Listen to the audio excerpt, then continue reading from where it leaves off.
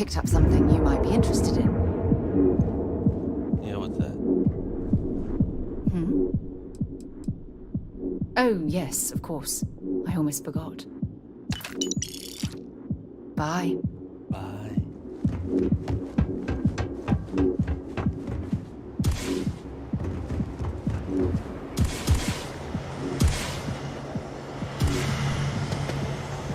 So I got a major I've been boost applying pack to- modification. Sophistication. Fire on their market Trying to get available. outside so I can test it.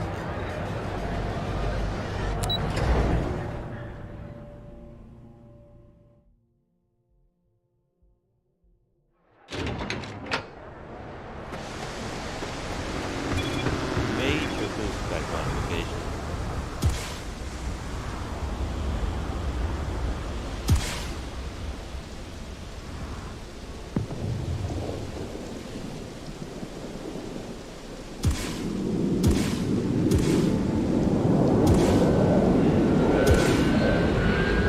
Seems like I'll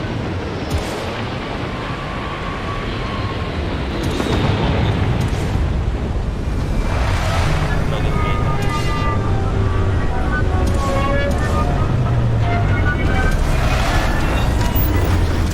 That's a perspective I've never had. Look at that. Oh, what is that? Shards of rain ruining my picture.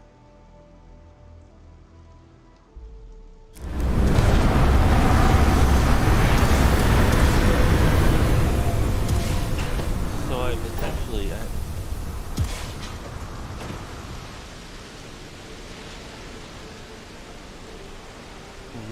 have this unlimited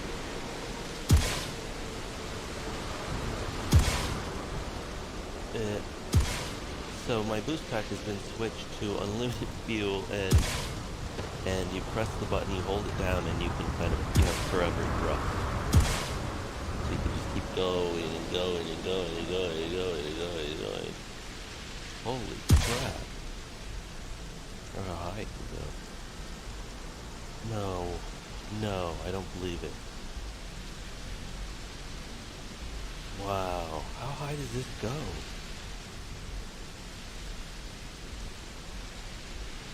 What in the world is that? This is definitely a perspective I've never had. It's like a blimp from up here. Hold on.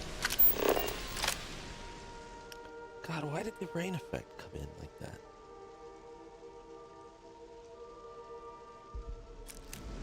So let's fall back down. Let's not kill ourselves, so if at all possible, please don't kill yourself.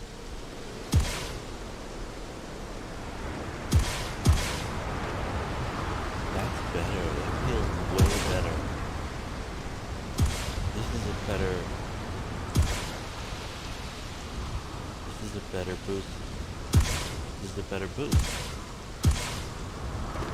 Yes. Yes. Quality boost pickles. Yeah, what am I gonna do? Oh, that's right. We are going to register for the Vanguard.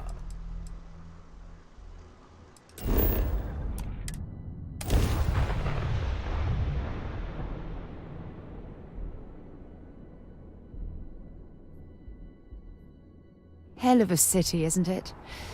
There's nowhere else like it in the galaxy. Quite right, there is nowhere else like it in the galaxy. They have all the money.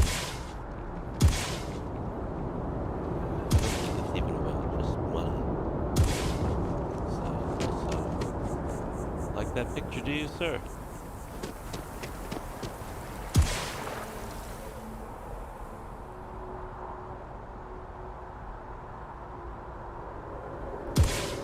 Changes everything, really, to be able to do this.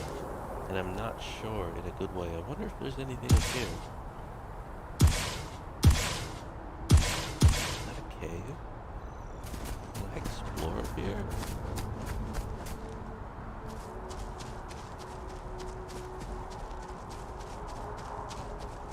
Never been up here before. Oh, it's nice up here. What is that? Oh, light. Light up that tree at night. I guess you can walk out here. Isn't it beautiful, Sarah?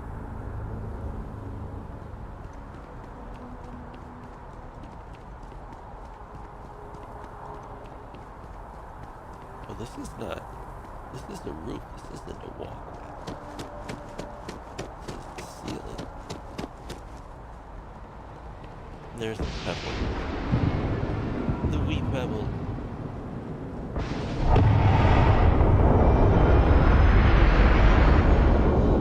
want to make that even smaller if I can. I'm going to try eventually. Not right this second.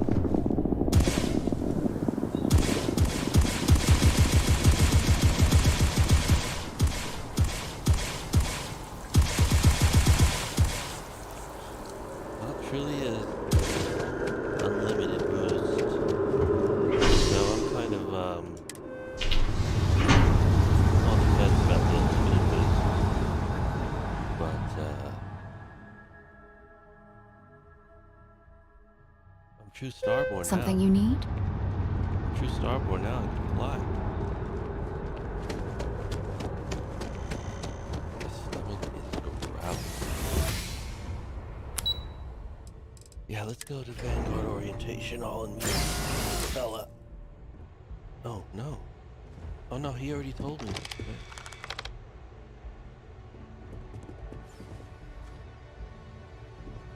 Let's sign up.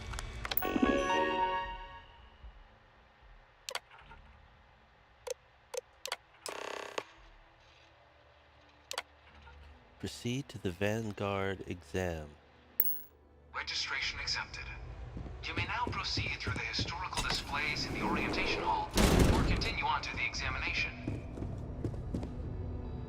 In 2150, humanity learned the Earth's magnetosphere would collapse sometime in the next half-century, eliminating all life on the planet.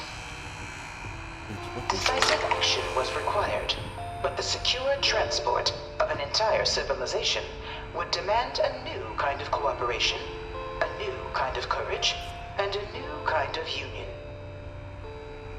Thus, in 2159, the United Colonies were formed to make that journey possible. So wait a second. Just one year later, the Galileo, the first of many colony ships, touched down here on Jemison, beginning a new era of human I'm history, trying to understand the lore. the age of the United Colonies. So, Effort and planning it must have taken to evacuate literally the entire... Can you imagine?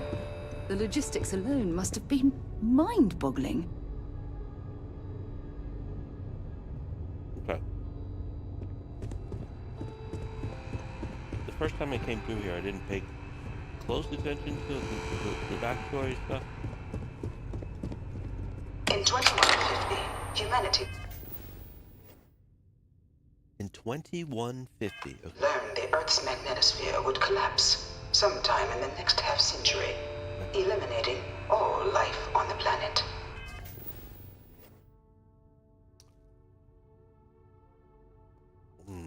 I'm already not...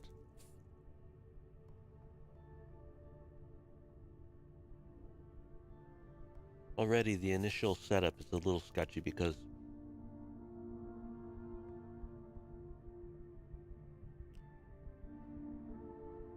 they said in 2160 humans learned that the Earth's magnetosphere would collapse in the next 50 years. But the collapse hadn't already happened.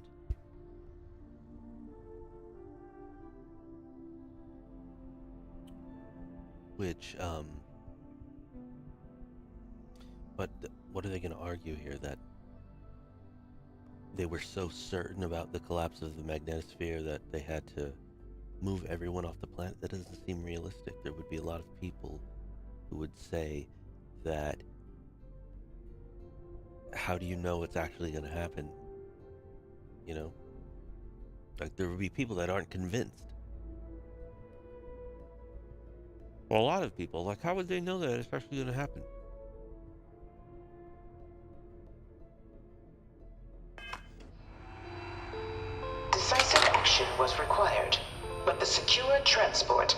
entire civilization would demand a new kind of cooperation, a new kind of courage, and a new kind of union. Decisive action was required. Huh?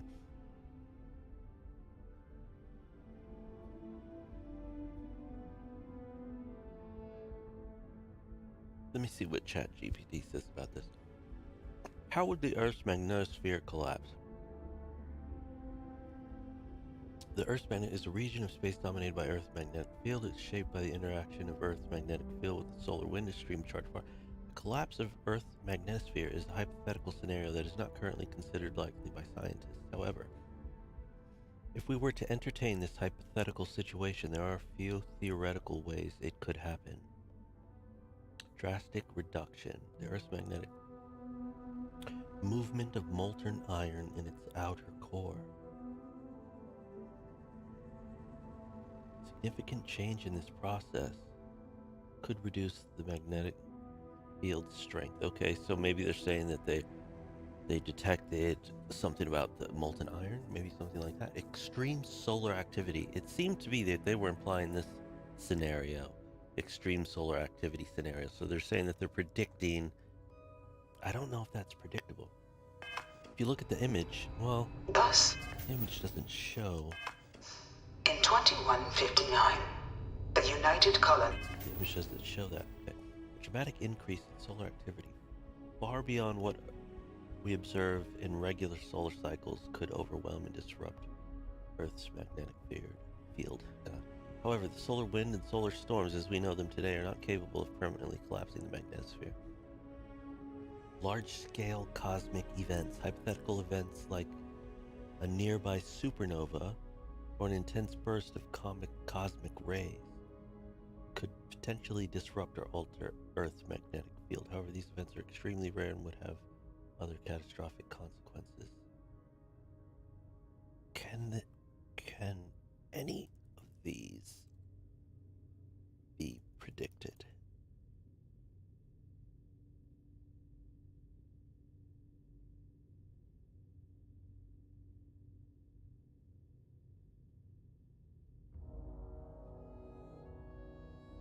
So we would monitor Earth's magnetic changes. Earth's magnetic field is constantly monitored by satellites and ground-based observatories. Scientists can observe trends such as the gradual weakening of the magnetic field or the movement of the magnetic poles. However,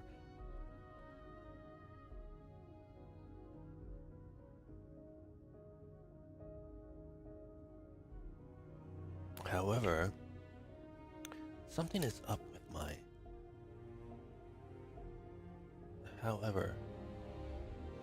Oh, that was wrong. I messed with the wrong... I tweaked the wrong setting. I tweaked the wrong setting. I tweaked the wrong setting. Oh, now you can hear my room. I tweaked the wrong setting. Now you can hear fans going. That's my PC fan and my laptop.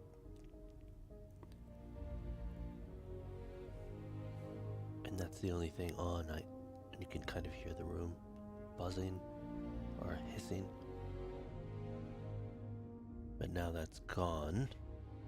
So, what about this? Faster, slower. I want a faster gate. I want a slower gate. That's fine.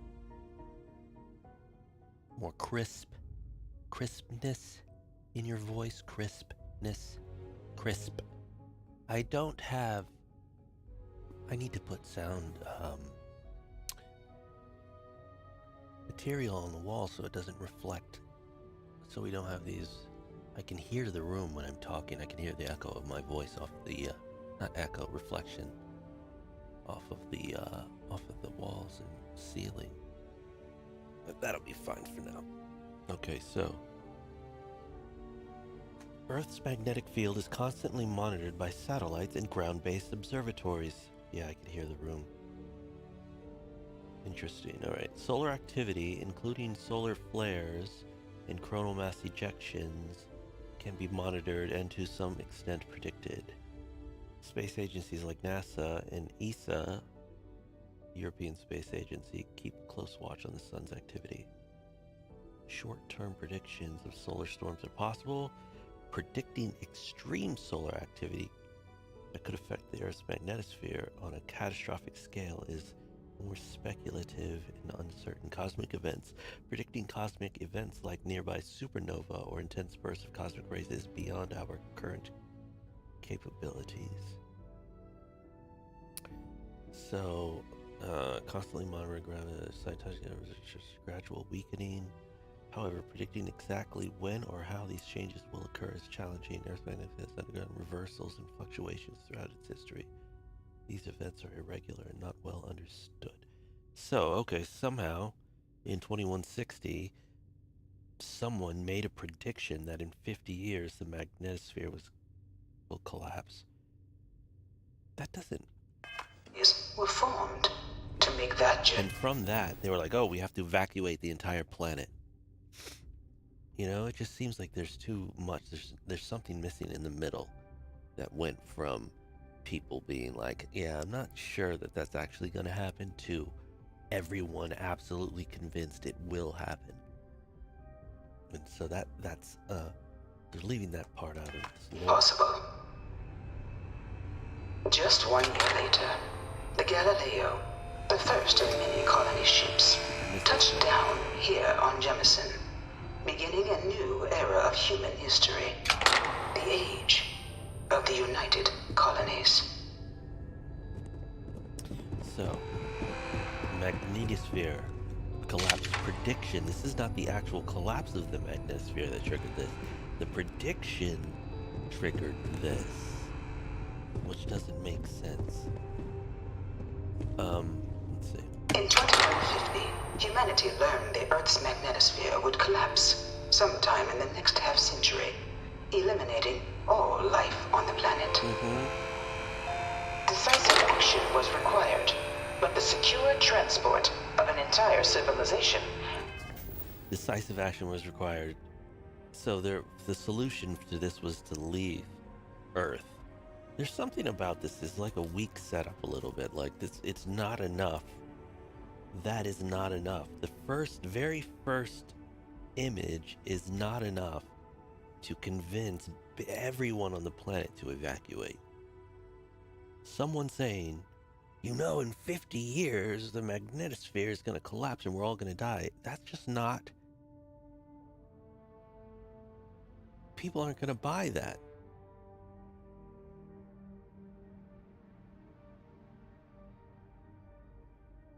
Would demand a new kind of cooperation, explain where the hard a new evidence kind is, of like courage, what and a new kind of union. like just saying here that Thus, in 2159, the United Colonies. they're just saying that because they learned that it's going to happen in the future, they evacuated. They didn't say what really, you know, that's kind of strange, because I think the reason why they did that is because humans needed time to develop the technology to make the agreements, and then to execute the engineering and construction, and then they needed time to build stuff and leave, so they needed a predictable disaster that would absolutely wipe out everything. And I don't think that works. I don't think that works at all. I don't think that was the best setup for this story. I think something that... I think a better story would be that humans left Earth, colonized Mars first, and then at some point flew out to where Alpha Centauri, right? Is that where this is? Yeah, Alpha Centauri found this planet Jemison and then colonized Jemison during times of peace, not because they were going to get wiped out or anything, but just because of exploration.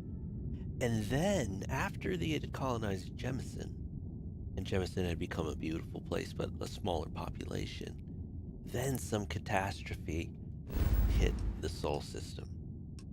And then Jemison was basically the last one standing. The Sol system was wrecked by a catastrophe that that was difficult to predict and people couldn't escape. You know, that could be any number of things, but for Earth, obviously, it could be a ton of different things, but it would be something that they wouldn't have had 50 years warning to leave. Because, for example, if something large was approaching Earth from the direction of the sun, and it was always, it would be hard for us to see and detect before it was right on top of us. And not too long ago, an asteroid had passed by Earth within very close range. The asteroid was approximately the size of, like, I think, like the Eiffel Tower or something like that, or maybe the Empire State Building. But it passed by Earth really, really close, between the Earth and the Moon, and within even the lower than the altitude of geostationary satellites. And we didn't detect it until after it had passed us. It came from the direction of the sun, flew past us, and as it was leaving, we detected it. Now, obviously, we couldn't detect it beforehand because it was so small. It was only the size of a building. But even if it was larger, considerably larger, even if it was an extinction level asteroid, it would still be hard to detect if it was coming from the direction of the sun, and we might not have that much warning. Maybe weeks, maybe only weeks, and you can't evacuate a planet in weeks. Maybe only 3 days you have warning or something like that. In any case, that would have been a better setup. And then Jemison is the last one standing, then you go from there. This whole magnetosphere thing, were formed I'm not buying to it. make that journey possible. Just 1 year later, the Galileo, the first of many colony ships, touched down here on Jemison, beginning a new era of human history, the age of the United Colonies. So they could, the first 3 panels could have been this. Jemison was colonized, disaster, Earth, humans left Earth and went to Mars, and then went from Mars, and then went to Titan, and then went from Titan to Jemison. Disaster happens in the Sol system. The rise of New Atlantis. The age of United Colonies. They could have done that.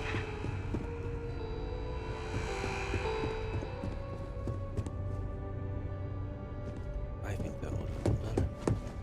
But who am I? Who am I?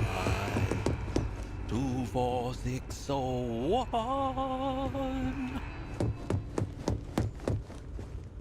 From their foundation, the United Colonies strove to provide all their citizens with opportunity, security, and peace.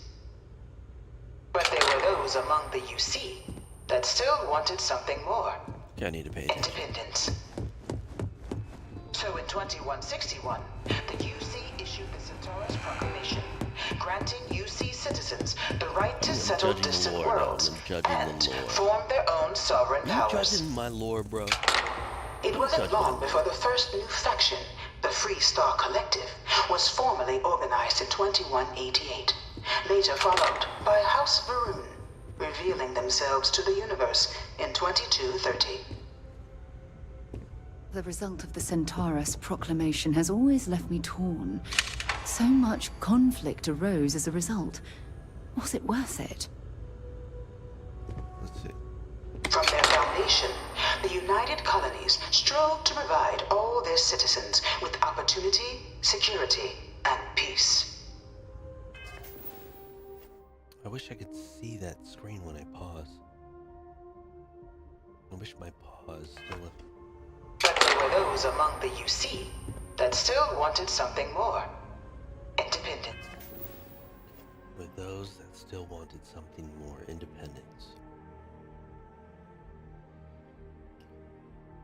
That is a terrible way to explain that. People don't want independence because they want something more. I don't know why they're putting it that way.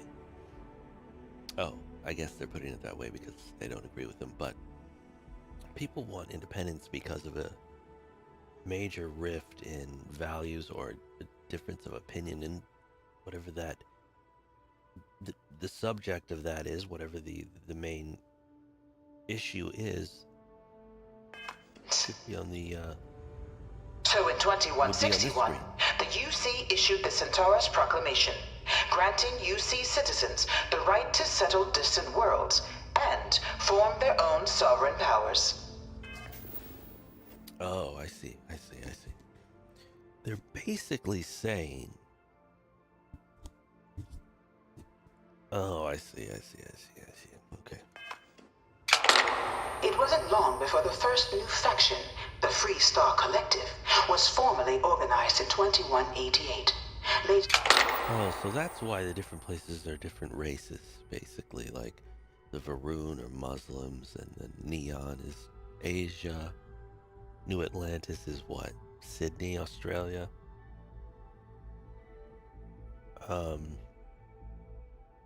Gagarin is Russia. Followed by House Varun, revealing themselves to the universe in 2230. Oh yeah, it's different. So they're not just they're not just a race. That's right. They came out from nowhere. I forgot about that. They came from nowhere. Let's see. It was only in 2230 that the faction known as House Varun first made contact with the rest of the settled systems. Founded by the passengers of a colony ship that had left New Atlantis and disappeared 4 decades earlier. The way they put that was weird because they were like, they've only been. So if they only left 40 years ago, humans from New Atlantis would still assume that they're probably out there somewhere, or they could be. So when they meet them again, it wouldn't be that much of a surprise. They'd be like, oh, there you guys are. We've been wondering about you. But they're making it seem like they revealed themselves to the rest of the set. But the rest of the settled systems knew that they were out there. They just left 40 years ago. They would have remembered that. House Varun was a faction unlike any other. A theocracy dedicated wholly to the beliefs of its isolationist founder, Jinan Varun. House Varun initially made overtures of peace towards the rest of the settled systems. Is this racist? They claimed their only intention was to spread the word of their god, the Great Serpent. But none could have guessed that this worship might take the form of a bloody war. The Serpent's Crusade. Is this racist? Because House Varun is basically Middle Eastern people in this game. They look like they could be from Turkey or Syria or the Levant, including Israel or whatever, Saudi Arabia, those countries. And in this game, they worship a snake, and they are warmongers that worship a snake, basically. Out of all of the races, the other races are like white people, Free Star Collective, white people, and United Colonies, white people, and then Neon, Asia, right? None of them are considered. They don't worship a snake. They're not warmongers per se.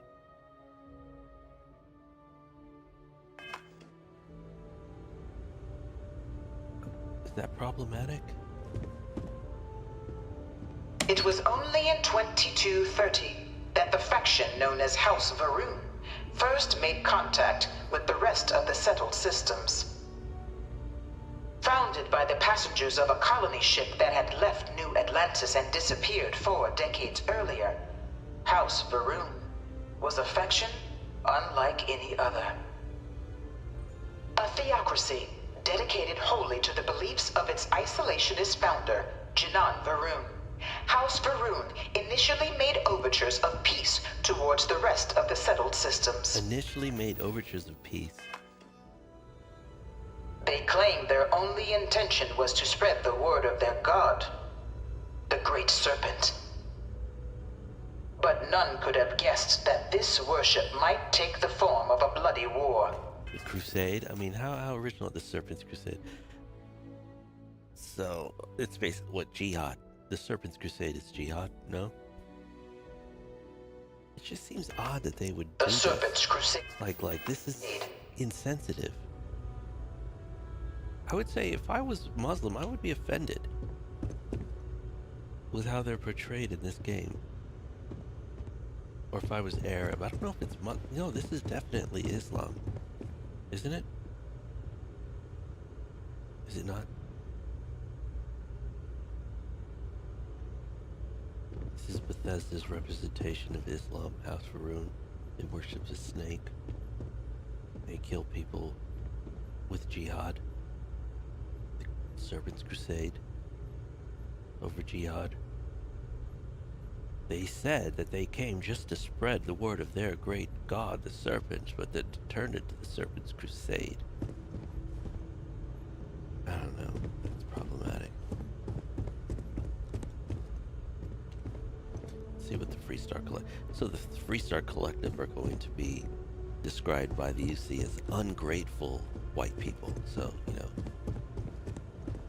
Or, no, liberals, basically. Liberals. Goddamn liberals. Conservatives, liberals, Islam, evil Islam. It's like,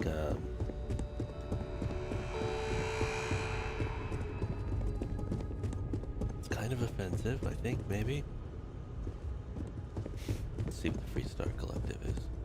The Freestar Collective was initially founded in 2188, when the citizens of Aquila banded together with the pleasure city of Neon in mutual defense. Liberals.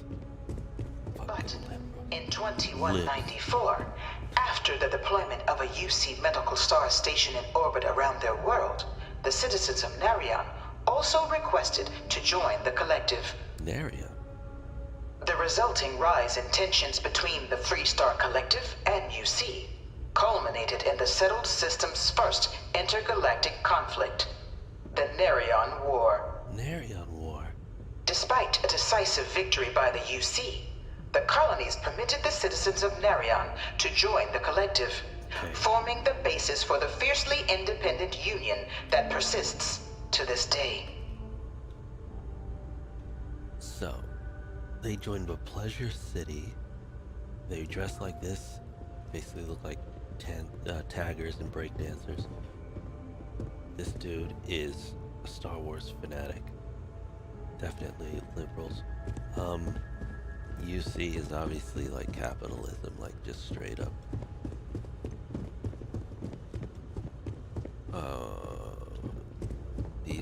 They want freedom from that. The old West, basically. People running West. I'm just shocked at why they did that with Varun. I just don't understand why they would have done that. The Narion War. So let me look. I had no idea that there was people in Narion. Like, is there a city in Narion I've never been to?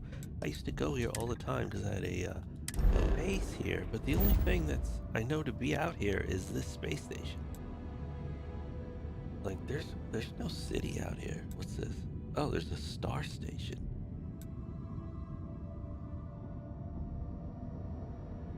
Are they the citizens of Narion? Down in Magrath? Is this the place with the robots? No, that's not that place. Nira? Abandoned. See, there's no city out here. What are they talking about? Citizens of Narion. And just from that Crete resource. Crete? Are they serious? Like Creed from Marvel? Marvel Creed? Argos extractors mining base. It must be the star station then, where that's what the citizens of Narian are. Or maybe they're gonna say the city that was in Narian was destroyed in the war. Beginning in 2196, the Narian War. Humanity's first large-scale stars remember as a defining moment for the settled systems. The first major conflict makes sense to use grav jump ships in Aryan War was less defined by key space battles and more by an extended cat-and-mouse interplay between the two powers. As the well-armed and professional UC Navy tried again and again to pin down the piecemeal but savvy Free Star fleet. Again and again. I don't think that would be in. Yeah. That wouldn't be in the language here in a thing like this. Anyway, unable to strike the killing blow, the UC resorted to ever more severe tactics. This is written terribly. Severe tactics to try and drive the collective to capitulate, but without success. In fact, after many long years of war with little to show for it,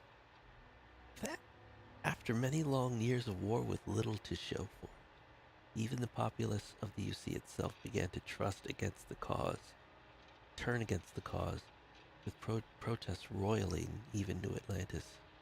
The citizenry demanding the war finally come to a humane close. So, when at long last the final blow was struck, the UC Navy finally cornering and obliterating the Free Star fleet in 2216, it was a hollow victory.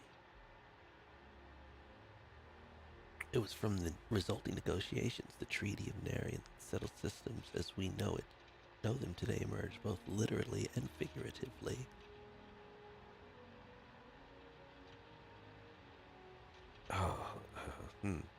Despite winning the war, the UC found themselves in an unenviable position, painted as a brutal aggressor. So, okay. Even in their homes, so in the spirit of unity and lasting peace, the UC agreed to the demands of the Free Star Collective and Aryan settlers who In return, the UC demanded two concessions. The first was payment for damages done, mineral rights, and multiple. Second, more significant demand was that no great faction may ever colonize more than 3 systems. UC would have Alpha Centauri, Sol, and Wolf in the Free Star Collective, Cheyenne, Volai, and Narian. There's nothing happening in Narian.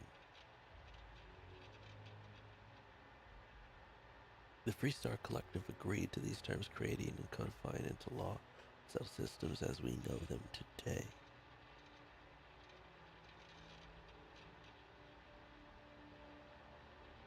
That's the second time in this piece that they use the phrase "as we know them today" in like 3 paragraphs. The Treaty of Narian has since become the foundation of all contemporary political relations, and its only official violation the cause of the galaxy's greatest conflict. Oh, the Treaty of Narian has since become the foundation of all contemporary political relations. That's a weird sentence. The Treaty of Narian has since become the foundation of all contemporary political relations, and its only official violation the cause of the galaxy's greatest conflict, the Colony War.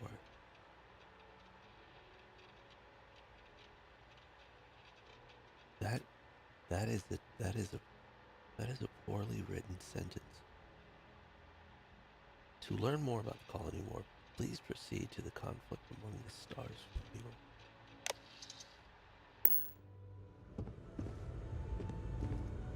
Okay. So, alright, they did that. Beginning in 2240, House Varun forces declared all-out war on the rest of human civilization, initiating the Serpent's Crusade. For the next 23 years, thousands of Freestar, UC, and independent souls were killed by agents of House Varun in the name of their serpent god. It was only with the death of their founder in 2263 and the succession of his heir Jarek that House Varun finally sued for peace. There remains, however, select members of House Varun who refuse to recognize the cessation of hostilities their leaders established. Even after House Varun's mysterious disappearance, these zealots remain a threat to all who encounter them. Their pacification, a goal of all space. Terrorists.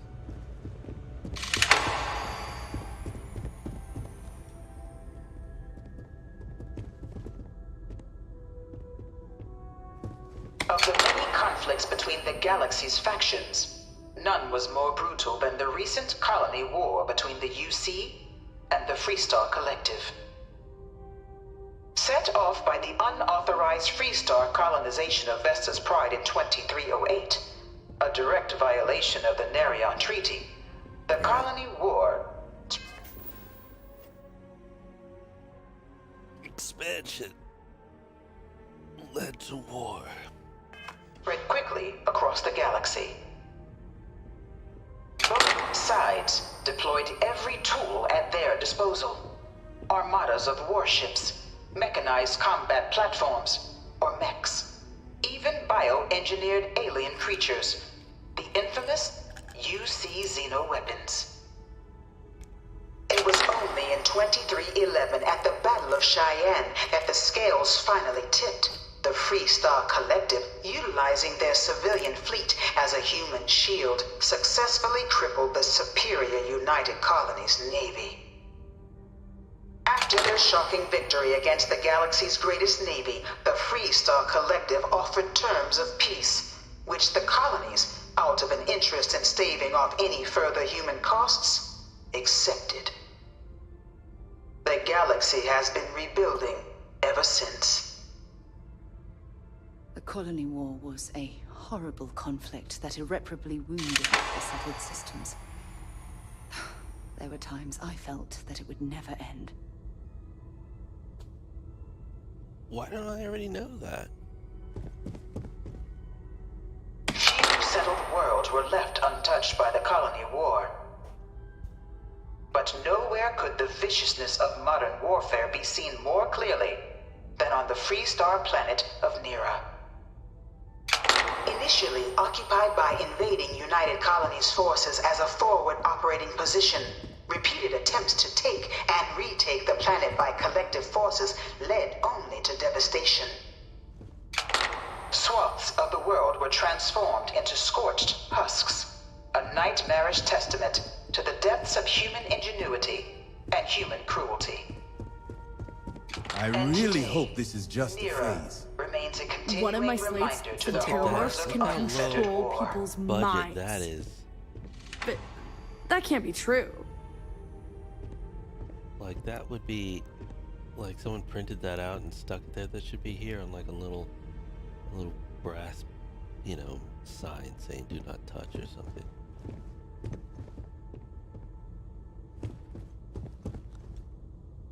In the midst of the colony war, She a is different shiny. kind of tragedy struck the UC city of Londinian. You're glowing, girl. A newly constructed but critical supply center for the United Colonies war. Londinian found itself overrun by one of the galaxy's most mysterious predators, the Terramorph. A rare but pervasive threat to all human-settled worlds, Terramorphs swept over the city, seemingly out of nowhere, on a scale never before seen in recorded history. Valiant efforts by the UC military slowed the onslaught, but the creatures proved unstoppable. Oh, I can't wait. Ultimately, the decision was made to destroy the Londinian spaceport, sealing off the city, the outbreak, and its citizenry from the Okay, galaxy that's one at of my large. favorite mods. It has to be. The tragedy of Londinian is borne by the UC to this day.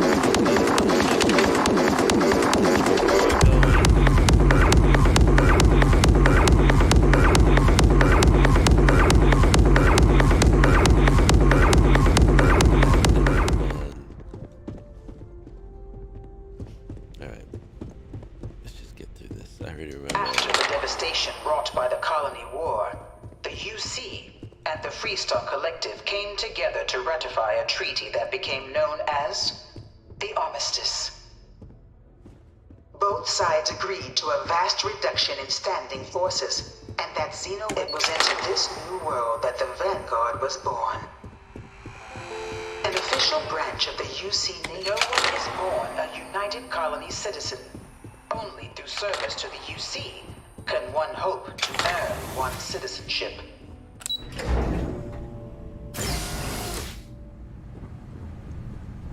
Oh yeah, that's right. Oh, this is actually difficult. Well, at least it is for me. I can't get all the way to the end of this thing. You know, I can't... Well, at least the last time I did it, I only went to level 5, and I think there's 6 levels. Hold on.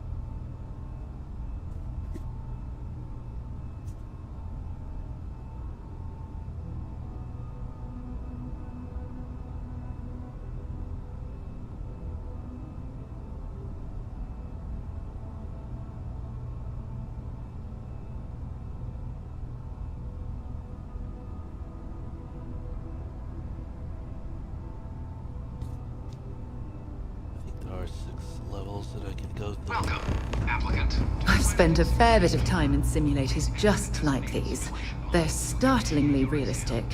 Have fun. Will da. Will da.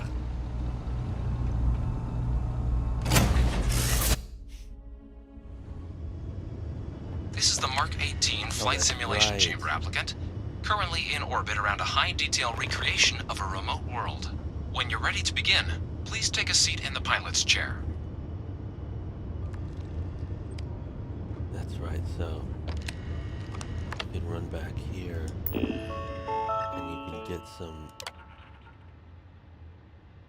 You can run back here and get some boosts. Boosts. Get some help. Your exam is simple. Defeat as many tiers of opponents as you can before your ship is disabled. You must defeat at least 3 tiers of opponents to pass the exam. Good hunting, Piece of applicant. junk?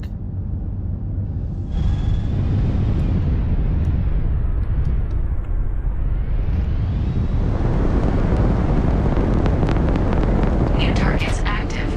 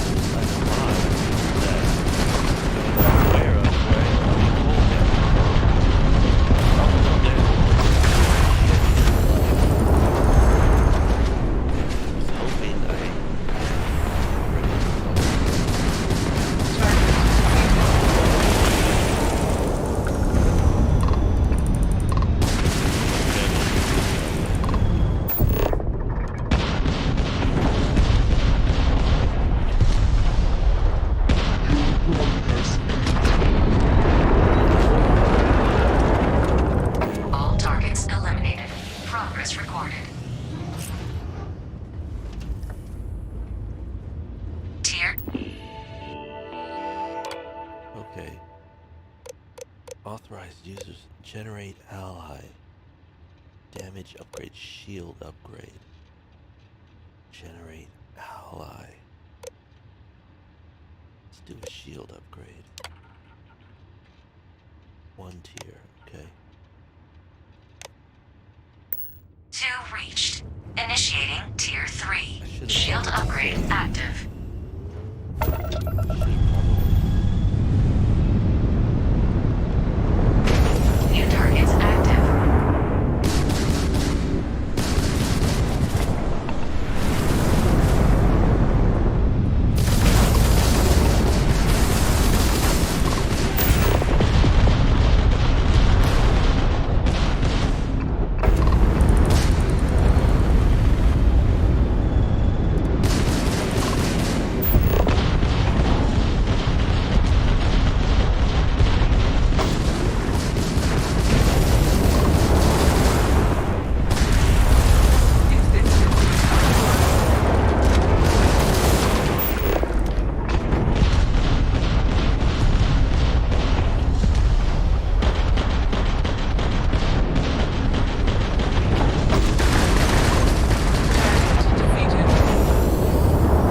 All targets eliminated. Progress recorded. Tier 3 reached. Congratulations, applicant. You've defeated sufficient opponents to pass the exam. You may now exit the simulator through the hatch to record your current score.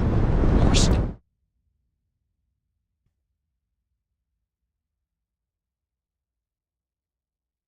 I'm gonna stay.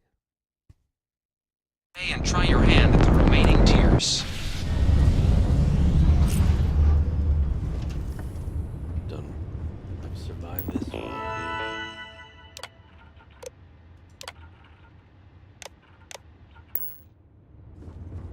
Damage upgrade active. Give it to me.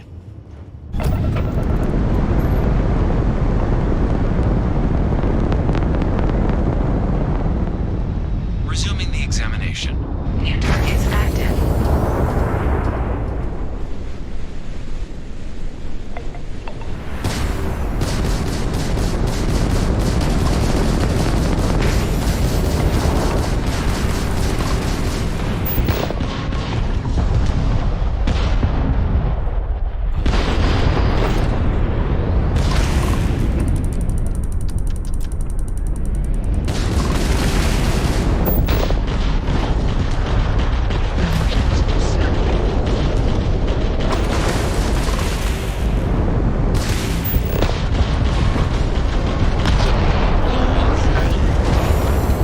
Targets eliminated. Progress recorded. Tier 4 reached. Initiating Tier 5. Oh wait, no, I beat this thing. I remember. There was like not a kind of like a cheat. New targets active. Not a cheat. But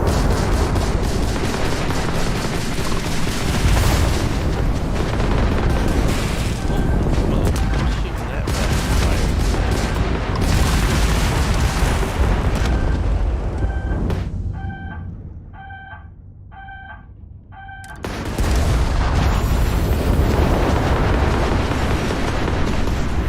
Crap, okay, so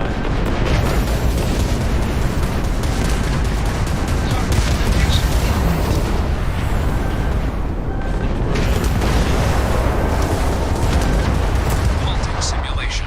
Damn You have it. passed, applicant. You may proceed to the exit hatch to log your results, or restart the exam from the simulation's control terminal.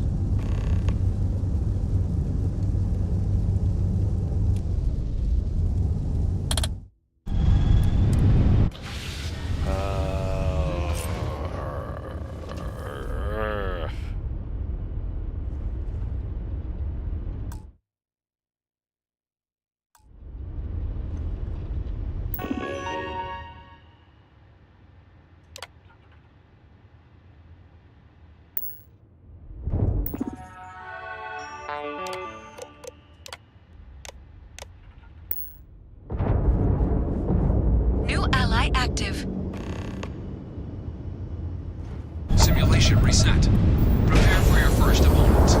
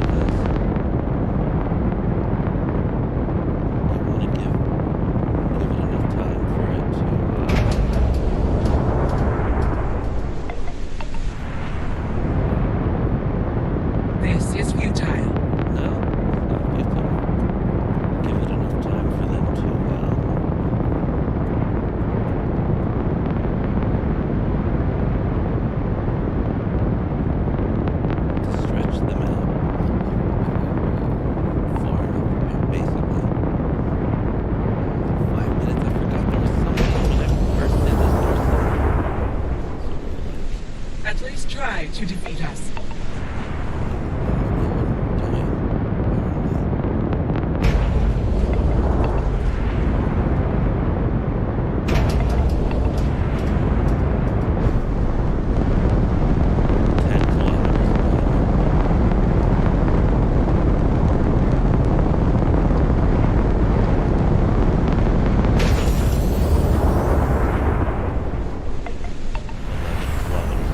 We are not impressed. I think when I first did it, I may have went to 20 kilometers.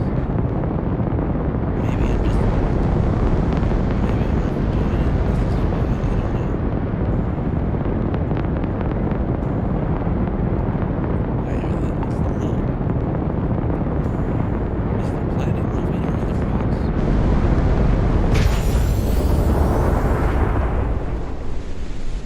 12 kilometers.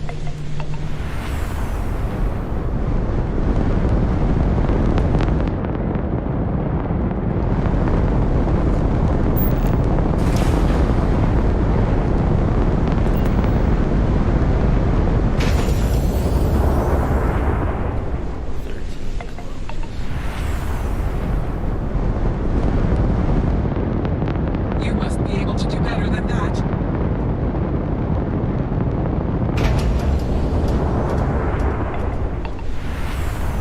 No, that seems like enough.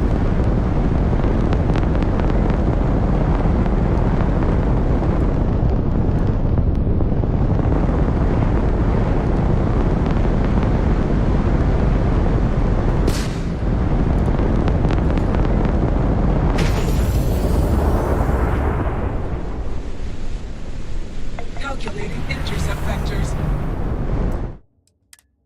Okay, let's see. From here, 15 kilometers. Turn around.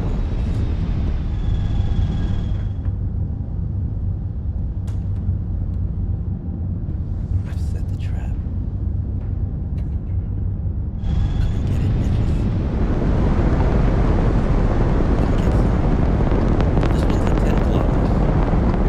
Oh, this guy's at 9,000 meters. You're first up, cowboy. At least try to defeat us.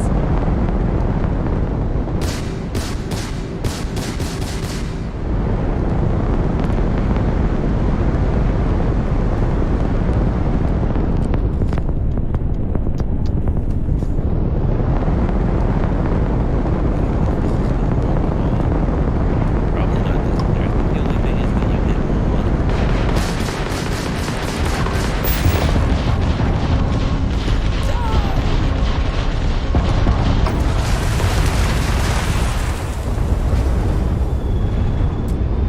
Behind him. Stay behind him. Stay on target. Like that.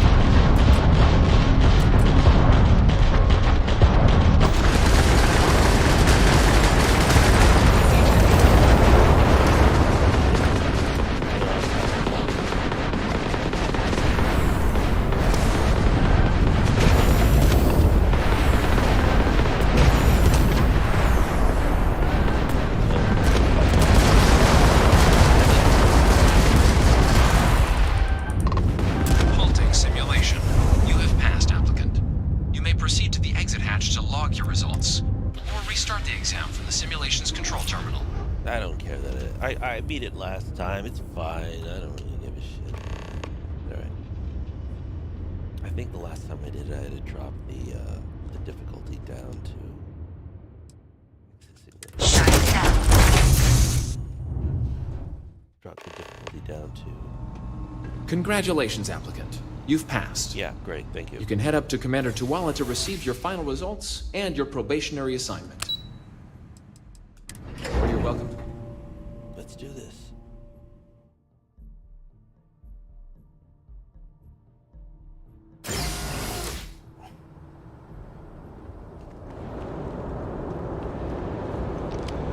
Well, look who's back. Everything go all right with the exam? Did you? Ah, so these are your numbers that just came through then. You ready to hear how you did? Yeah, I know I didn't do that great.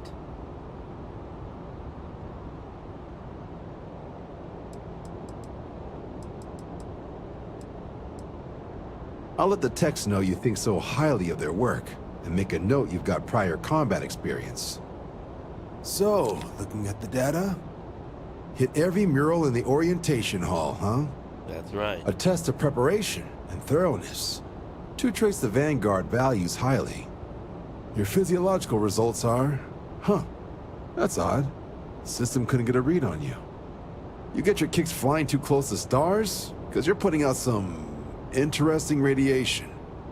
Don't worry though, it's not going to affect your score, it's just, different is all. But, where were we? Starborn, baby. Oh, you found the debug system in the simulator. Nicely done. Curiosity and resourcefulness are skills our recruits need. Now, how'd you do against your foes? Not bad. Tier 4. Not too shabby. The techs make us test each level of the sim too. I can tell you that wave are some real artificial bastards. Good job putting them away. Hell of a job. I might even let you fly me around sometime. So then, looking at your results as a whole, and factoring in that you managed to utilize all the tools at your disposal, Yeah, that's right. once you've successfully completed your probationary mission, you could have your UC citizenship after only just 5 years. We've been hounding for some recruits with experience. Says here I can even offer you a bonus along with your signing advance. Citizenship in 5 years? That's quite impressive. Took me almost 9, thanks to some false starts. You should be proud. So, sounds to me like we've got Vanguard material on our hands. If you're interested, we could bring you on as a provisional member today. Get you the credits you've earned, then send you out on your probationary mission. First though, all UC service people, provisional or otherwise, are required to swear an oath. So, you want to make this official? Commit yourself to the cause of the colonies? It's a big decision. John, you're not about to have my compatriot here sign some kind of contract that sells you their grandmother 5 years down the line, are you? Officer's honor, Sarah. This is honest work for honest credits. So, you ready to do the deed? I'm ready. Fantastic. Then just follow me.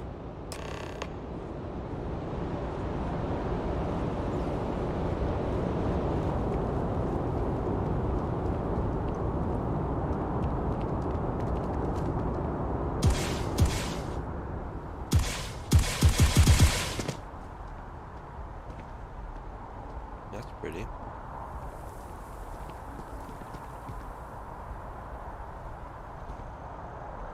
Wonder I can turn this grain down. There's this film grain that I'm seeing, and it's way too strong for me.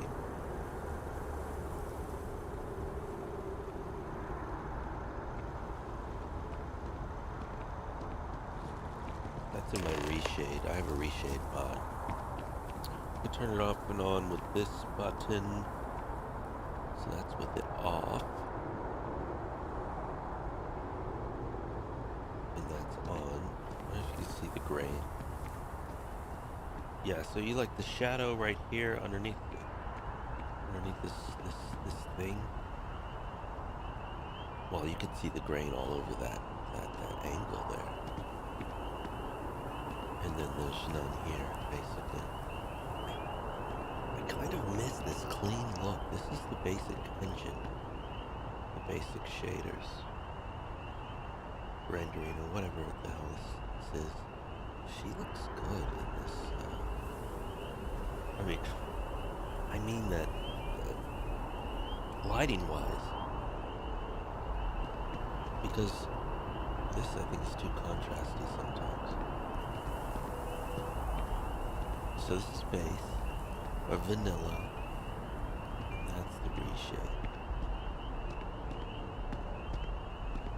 And it's quantum reshade is what it's called. Quantum reshade. And it's fully adjustable, fully customizable. If you hit the home button, you can do all these settings here. And film grain should be here somewhere, right? Clarity, soft lights, blend light, dark, color, strength, clarity, contrast adaptation, sharpening intensity, power gamma centric, bleach default color. Settings, screenshots, screen print screen is the screenshot. Is that what it is? Screenshots. Okay. Overlay and styling. Text editor style. Okay, what's this general? Overlay key. Effect toggle key. Effect reload key. Performance mode. Previous preset key. Next preset key. Preset transition. Duration. Duration. That's not right. It says render targets and textures. Clarity. That's interesting. I could change.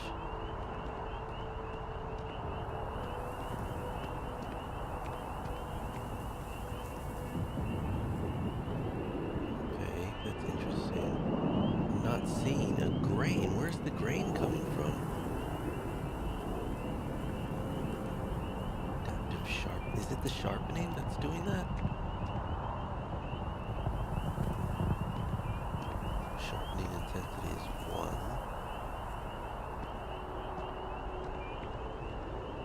Clarity effects. Cast curves. Fake HDR tone map. So what is this? The tone map? Bleach. How much of the color tint to remove? Gamma. It's not that. Fake HDR. Power and radius.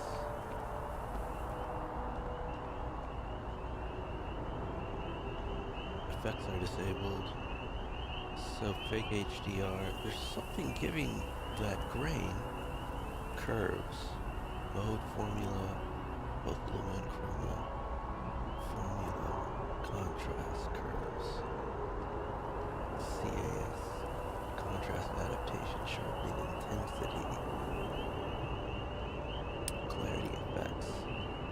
Radius offset. Blend mode. Soft light. Blend if dark, 50%, blend if light, 205%. That's interesting. That's 205. What happens if I slide this around? Hardly noticeable, 205. Clarity view blend if mask. Clarity strength, intensity. Clarity view mask. Okay. Blend. Soft light. What if I choose like a overlay? If I choose hard light. Very subtle. If any difference at all there. Clarity blend mode. If dark. Okay, I see. Clarity radius. Okay, so what else is going on in here? Why do I have this grain? What is it? Is that not grain? Is that an artifact of one of these effects? Is that sharpening then? How do sharpening intensity? Let's turn down to 0. That's what it was. It was sharpening. 1 is max. Was it the sharpening? Kind of seems like it may have been. And then this, it's reduced. Contrast adaptation 446. Sharpening intensity. What was this doing? It's hard to tell. It's very subtle. Whatever it was doing, I'm going to make it a lower strength. Turn this up to maybe like halfway. I'll give him some. We're not going to go all the way. Anyway, that's enough of that.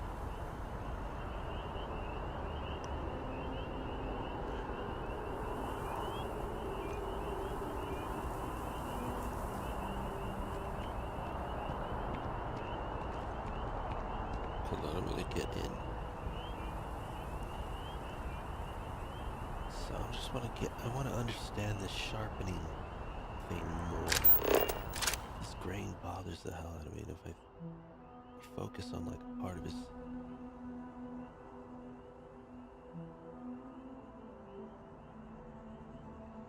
So you don't...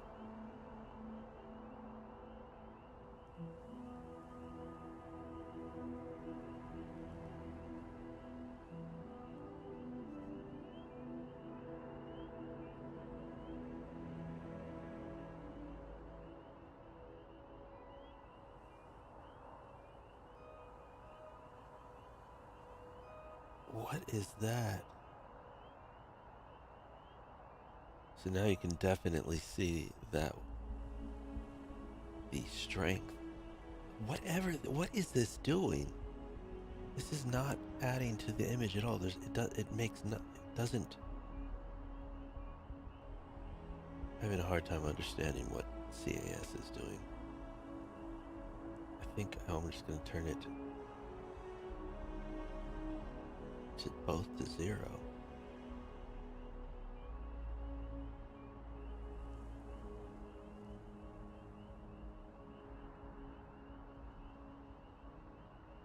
Yeah, and yeah. And we have this. You get the same effect, but without the grain. The grain was distracting. This is better for me. There's still a grain there, but I think it's the Bethesda's. Oh, wait a second. Wait 1 second. What if we turn off film grain here and then turn on that sharpening? Let's see, hold on.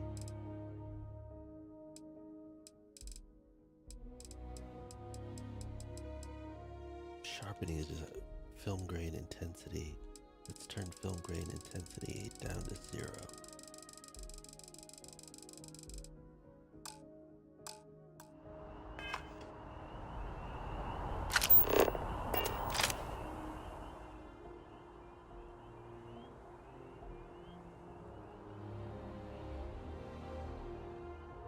And now what happens if we turn this back to what it was, 47, 47, and then 1. That's what it was. It was the film grain, so that's what is this adding exactly? Sharpening intensity. Let's see look at his eyes. Is it sharper? Oh, you can see like the eyebrows. Yeah, it makes like the finer features. The eyebrows get a little bit lighter. So it's definitely having some effect. It's making it sharper without the grain. So yeah.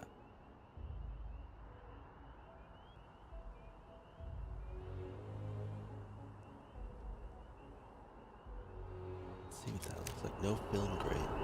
Do I like this better?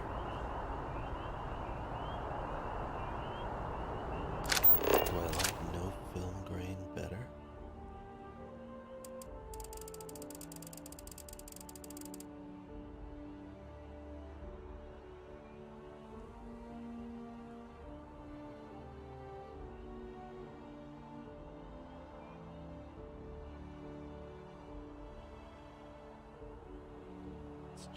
It's like a little bit more contrasty. It's definitely warmer.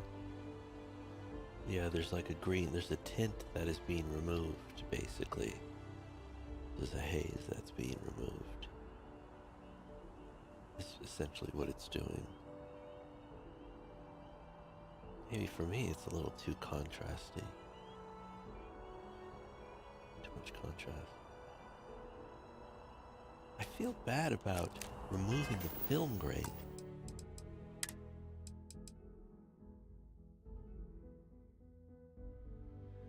But no, I'm not going to. I'm going to turn it. I haven't played with it off. I just want to keep it off. Maybe I'm going to... Can I make it sharper? Can I make this sharper? Sharpening. Let's go sharpening Resets the sharpness applied by the upscaling method. Oh. Well, I'm not, am I not, I don't think I'm upscaling, am I? Upscaling sets the resolution, upscaling method between blah, blah, blah, blah, DLSS, FSR2. I don't know what's going on here. It doesn't really, I'm not going to screw around with that right now. But I made it as sharp as possible. Well, that definitely added some grain. You see around his hairline, you can see some like dancing pixels.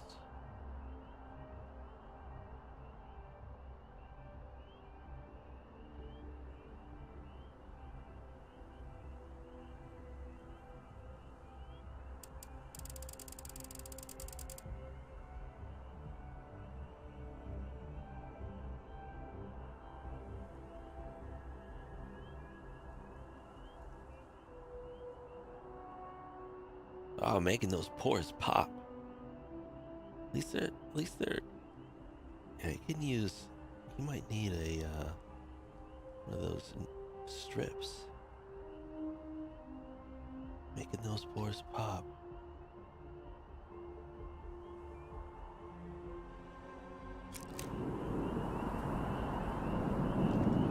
I'm not the biggest fan of quantum reshade. It's too contrasty. You know what? Well, hell, that's why I have the ability to change it, but I don't want to screw with this too much right now. Gamma, well, turn the gamma up. No, not down. I don't want the black level to get too high. I don't want blacks to become gray like that. But these blacks are really dark.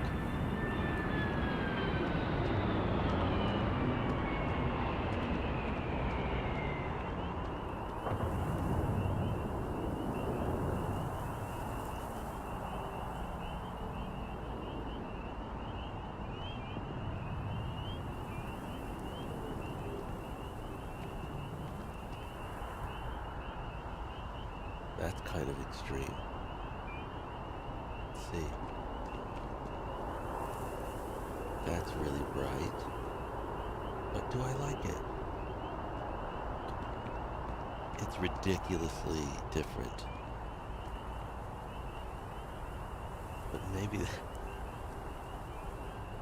blown out. Definitely, it's overexposed is what it is.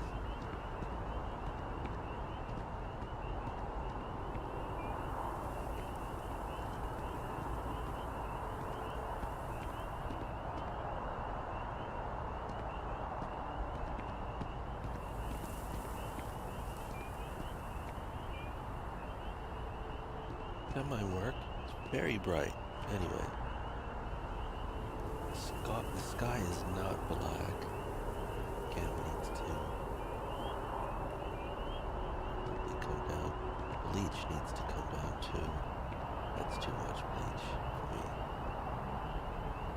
There we go. Now his beard is looking weird. Gamma needs to come down. Maybe to there.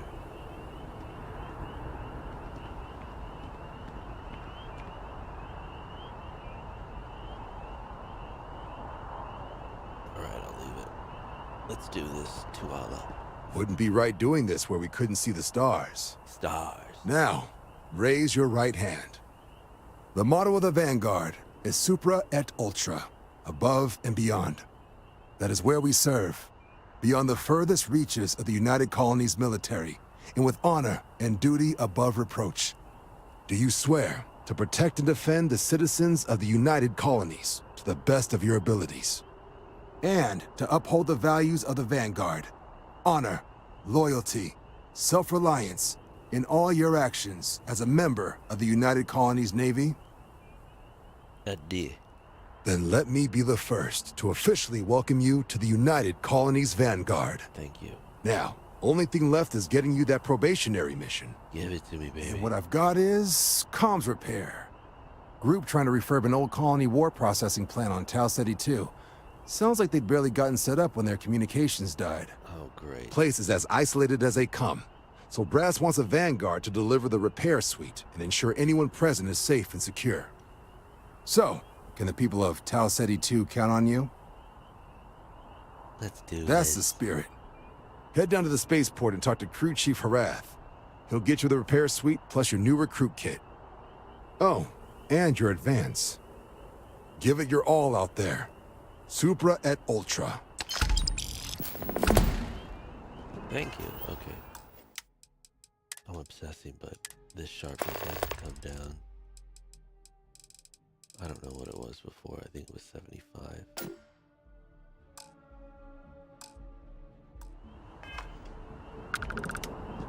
Okay.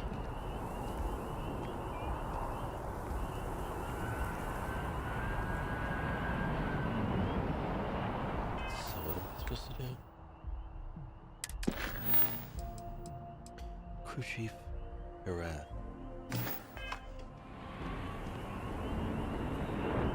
Well, let's do this.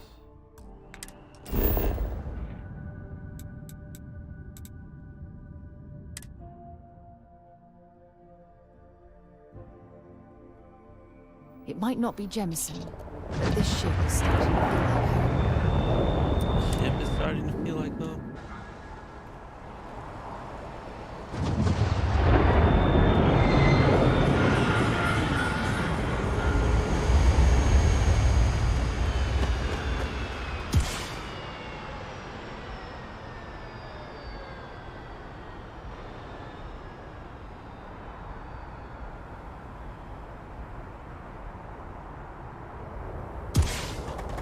Whoa.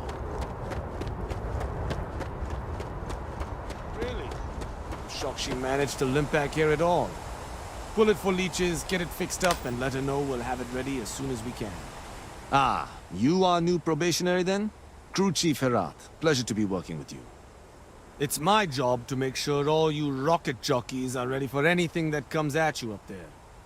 Now, Manifest says we're fitting you out with one comms repair suite. In addition to the standard issue welcome kit all probationary pilots get for their first mission. Med packs, some small arms, couple spare ship parts, all the essentials in case of any surprises up there. My people will have everything on your ship before you lift off. Won't even know they were there. Very good. So, paying a visit to the people of scenic Tau Ceti 2. Nice easy one for your first job. Just keep your head on swivel and you'll come home safe. Any questions before you head out? No, sir. Then I won't keep you. Make us look good out there, recruit. Make contact with the settlers of Tau Ceti.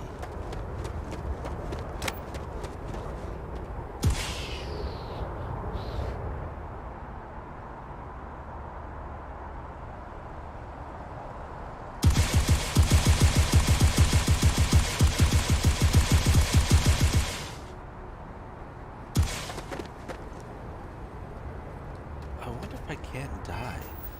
Let's save and check. Let's see. Seems like I'm not gonna die if I hit the ground. Oh wow. That's a big boost. Here we go, let's see. Well, that's convenient. I won't die. It's nice in a way. I still like, you know what I wish would happen? That your boost pack would never let you crash to the ground. So right at the last moment, unless it was out of energy, it would fire and let you land softly, automatically. Tau Ceti.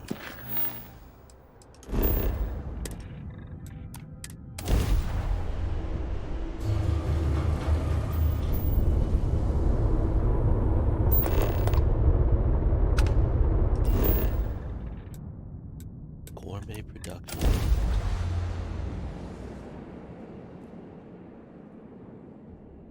Touching down.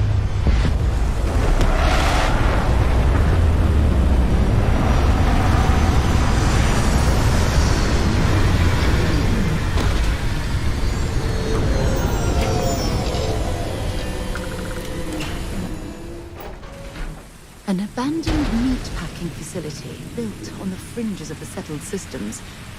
I wonder what happened here.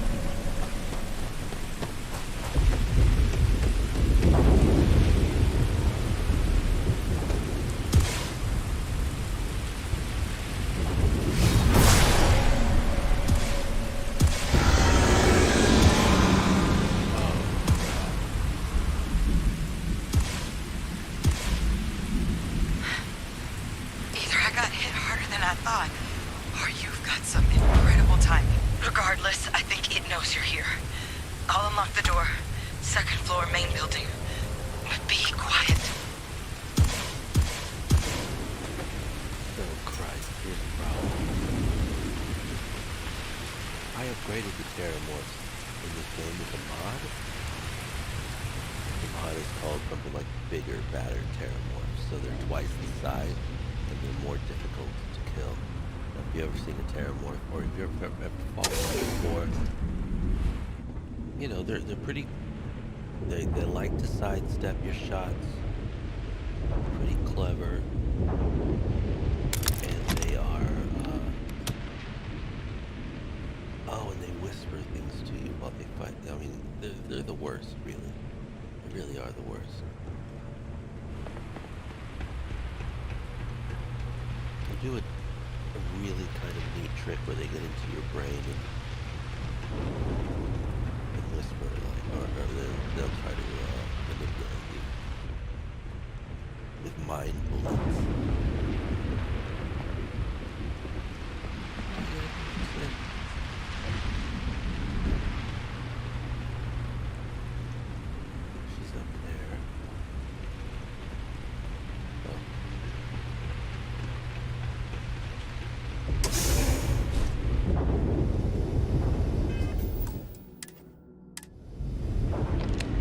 So what do we got here? Too clean to be one of the settlers. Or a pirate. You see on patrol, maybe? It'd make my day if you said you were a shock trooper out for a stroll.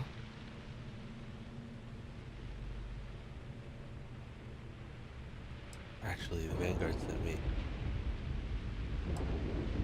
me. Of course you are.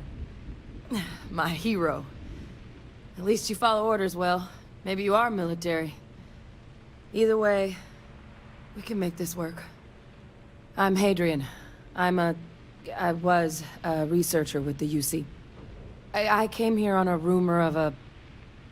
Well, I expect you saw the results on your way in. What's left of the settlers? The work of Oxysio Machina. A terramorph. One of the nastiest aliens humanity's ever crossed paths with. And this one, well, it's something of an anomaly. Possibly a worrying one. I can't believe that a Terramorph did all this damage. I mean, I've heard the stories, but to see the decimation firsthand.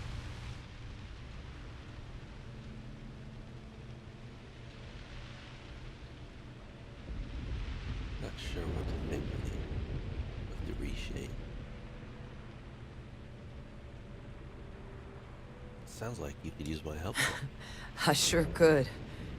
Because to confirm my suspicions about this creature, I'm gonna need a tissue sample from it. And to get that, I need its corpse. But there is a way we can give ourselves an edge against this thing. The plant's security system. The admin terminal's here in this building, but it needs its connection reset. And as I found out, that's not a one-person job. But if you can make it to the security outpost and restore the connection, I think I can get things back online. See if the settlers left us any other tools. Not sure what to think of the reshape. Sounds like you could use my help. I sure could. Because to confirm my suspicions about this creature, I'm gonna need a tissue sample from it. And to get that, I need its corpse. But there is a way we can give ourselves an edge against this thing. The plant's security system. The admin terminal's here in this building, but it needs its connection reset. And as I found out, that's not a one-person job. But if you can make it to the security outpost and restore the connection, I think I can get things back online. See if the settlers left us any other tools. All right, let's get that security system back online. Good. Once I see the connection reset, I'll get things underway on my end. Take care of yourself out there. And make sure you leave enough of that thing for us to get a sample. All right, I believe I have weapons, something that is good on aliens. Somebody gave me something that can kick in aliens, but, well, I don't think it's going to be a weapon that's going to say it. Oh no, there it is. Crippling Breach. And the Exterminator. Thank goodness. Okay. So Crippling Breach. Crippling Breach. And the Exterminator, which is there. So that's solid. Now, helmets with alien capabilities, anti-alien capabilities, ballistic, okay, corrosive resistance, accuracy while on the move. So I'm definitely gonna do that. Oh, I should just wear my, well, let's just, hold on. Balanced. Alien gotta wear that. Damage from alien entities, so that's negative 15. Did I have one here that has damage? Melee damage, negative 15. That might be 15 incoming damage from range weapons. Melee, that might be useful. Peril. Harder to detect. That could be useful. Carry capacity. Critical damage is always very useful.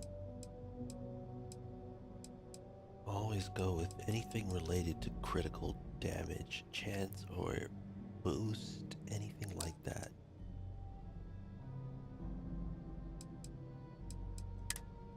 Maybe I should just wear this. Let's see what this says. Grants up to 100 energy resistance and physical resistance to lower your health. What does that mean? Airborne accuracy while on the move. We'll just go with what I had here, this weird ass suit. Oh, why would I wear that? Robot enemies? No. Let's see, what else do I have? These have no other properties. And I can't wear that with the helmet. The helmet? Oh, I should definitely wear that. Then I don't get the alien negative 15 damage from alien perk. So, what about just that then? Mark 1 has good resistance. Yeah, let's go with the Mark 1 suit. And it looks pretty good. That's not bad. That isn't bad at all. Frag. Grenades. Throwable. Frag grenades. Impact grenades, that's what I like better. Oops, how do I... Okay. Alright. Health up. Pack up. What do you got in here for me? Fragmentation, ammo, and some other stuff. You ready to go too, girl? Let's see what am I wearing? Nothing. Alright, let's do this. Wait, it's over here. Take all of that. Take all of those things. That's odd. That is really odd. I really wish that they were lined up right now. That would look great. What's this behavior over here? What is that behavior? You two are acting really strange. Let me just say. Save it up. Let's do this. Oh, wait a second. Store this thing. Alright, let's go. Oh, Oh wait. Let me take a boost of something or the other. For how long? Hard? 2 minutes? It's not good enough. I need something that lasts for like 15 minutes. Whatever. Let's just do this. I don't have anything that prevents me from dying. I installed a ton of mods, but nothing that's gonna, I can still die.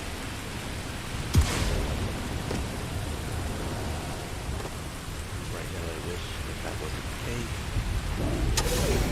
But it is the case. Though, I do have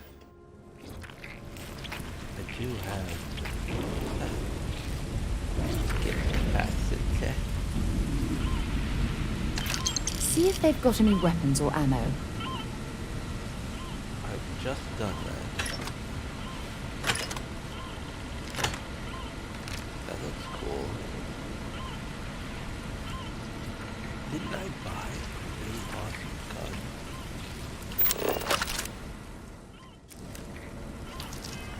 I thought I bought a really awesome...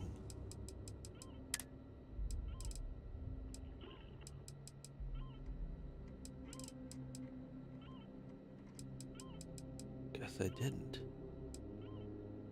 Damage. What's that? 146. Oh, the advanced coachman. That's a butt kicker, but this is good too. Let's just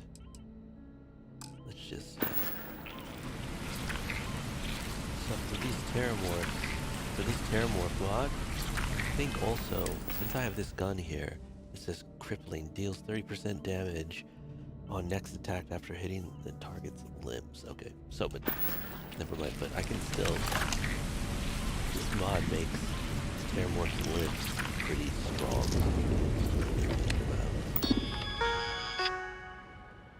What am I supposed to do here?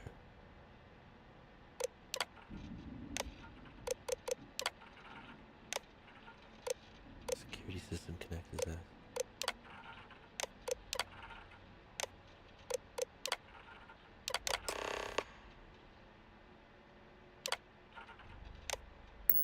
Connection restored. I'll make this quick.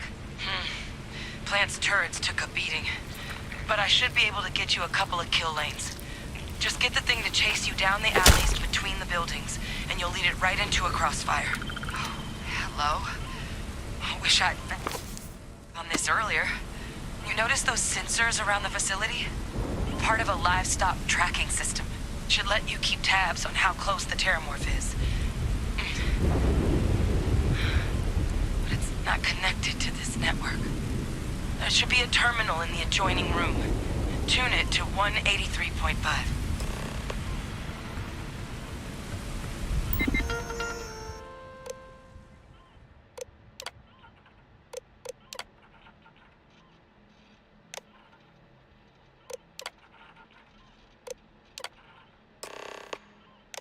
That's kind of a weird... Tracker's reading green. What's that sound? Security lockdown is active. Shit. Stop. Stop whatever you're doing and get in cover. It's on the move.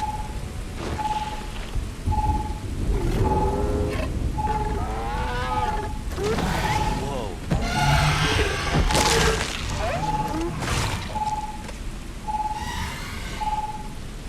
Look, I wouldn't engage directly if you can avoid it. The kill lanes. They're set up but need power. There's breakers on each of the buildings you can throw to get them live. Once they're online, lead the terramorph towards the lights and watch the fireworks. You can do this. Show it messed with the wrong shock trooper. Oh, that thing is huge and scary. But I can do something. I have the ability to stop it in its tracks, basically. For a while, I can either make it float, or I can freeze, or I can,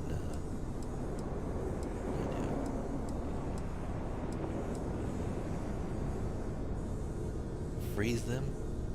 How long does that last? I don't know. Let's do anti-gravity.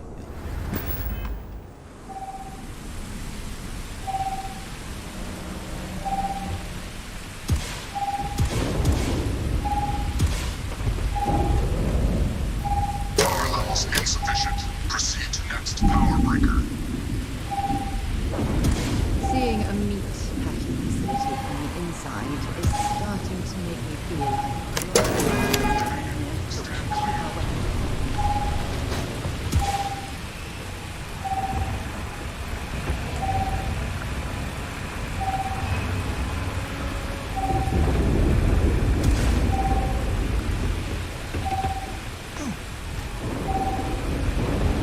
System rearm. Fail. Additional power required.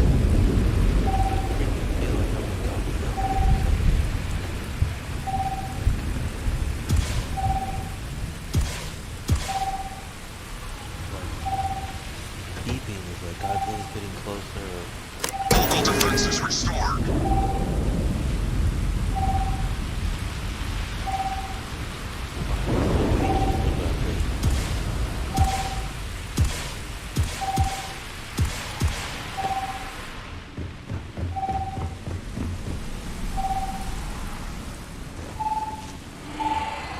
Holy crap. Additional power input required. Crap.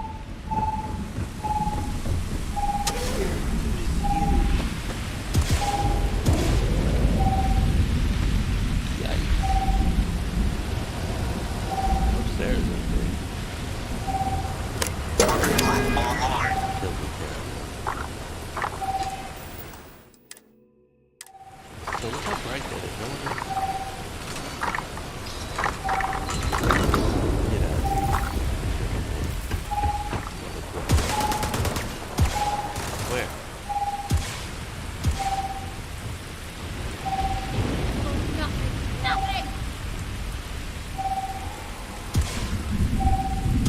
Turn over here. Oh, I have to draw through here, yeah? Come on, you motherfucking terrible. Get out of here.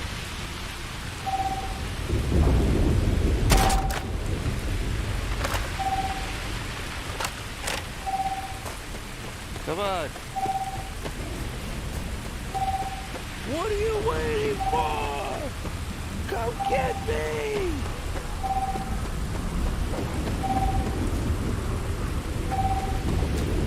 This thing.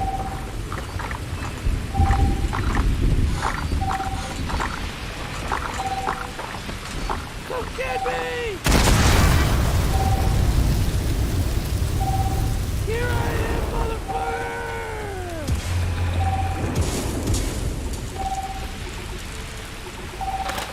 Where is this thing?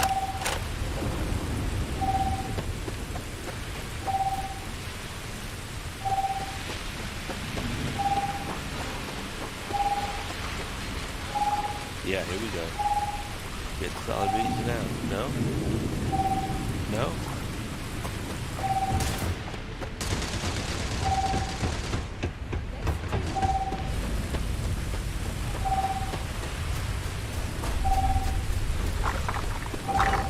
Why is it hiding from me?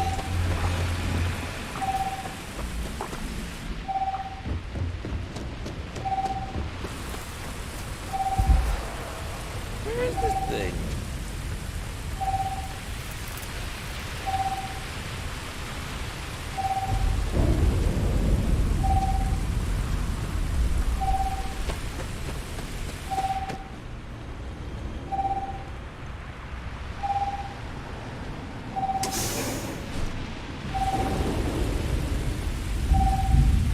Where did it go?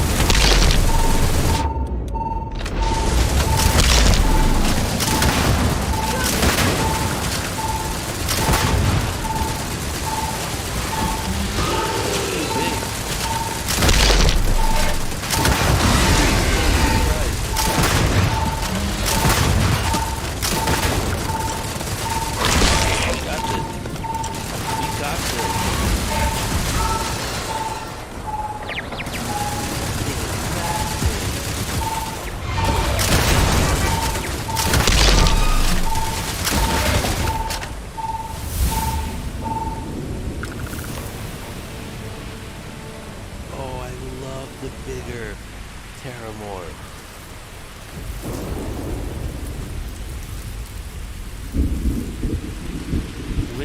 That is way better. I mean, when I first did this mission, that thing was small enough to come inside of buildings, you know?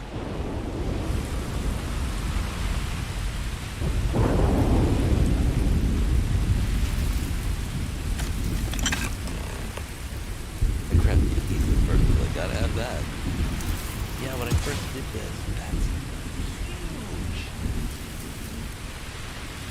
Yeah, let's stand by it. Let's just get a picture of it. Hello. Anyway.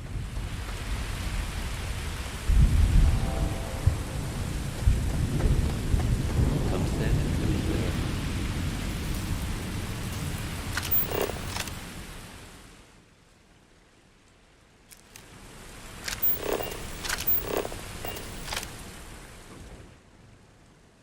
We're getting like a trophy photo for you.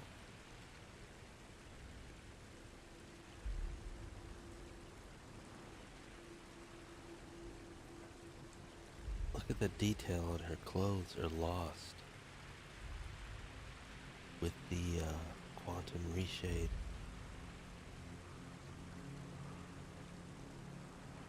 You know, that's a nice image.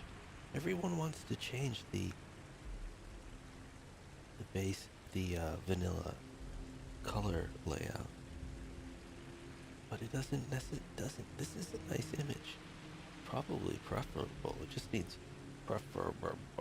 It just needs a few tweaks. But this is not great for. This is not great. Curves. The contrast is too high. Oh, but that's really nice. It's basically shadow detail, essentially.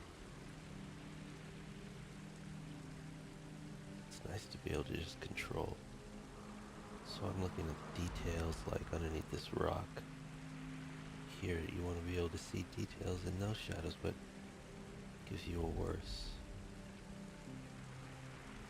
She's way too bright. Hold on, fake HDR power. Oh. Well, that really isn't it. That's not really it there, though. Fake HDR.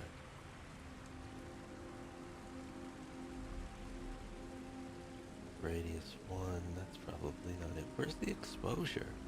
Oh, there it is. So I want to see the wrinkles underneath, like that. I want that. Now she is looking really contrasty. Saturation can go up higher or way low.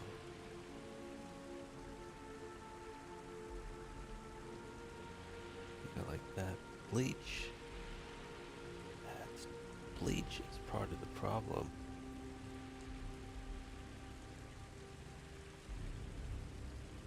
Yeah, that looks pretty good. Defog. Oh, that's ridiculous. Oh, I can pick a color to defog. So what color would I defog? Black.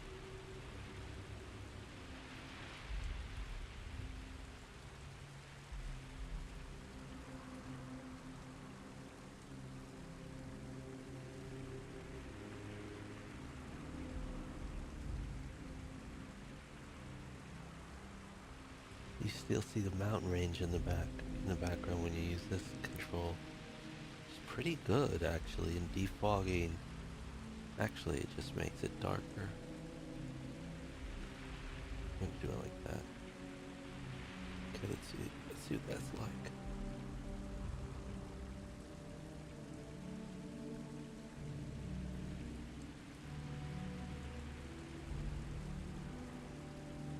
That's pretty good, I guess. We'll see. We'll roll with it for a little bit.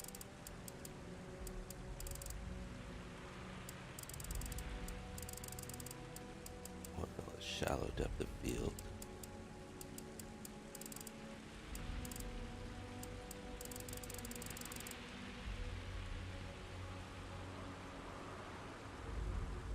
She looks weird in this picture.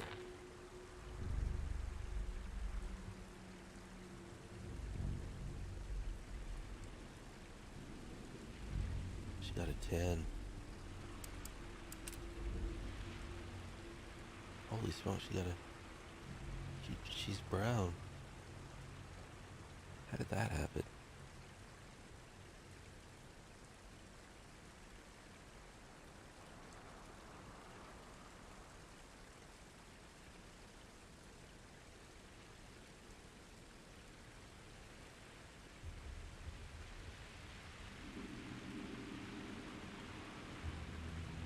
That's cool, I think.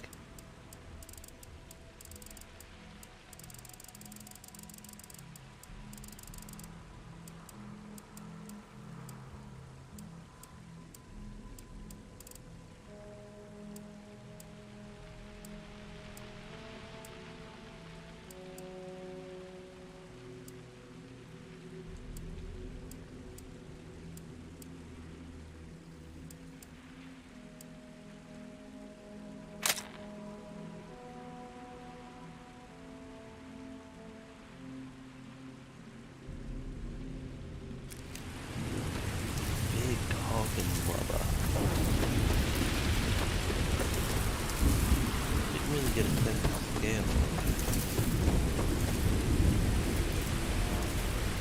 Now get back to me.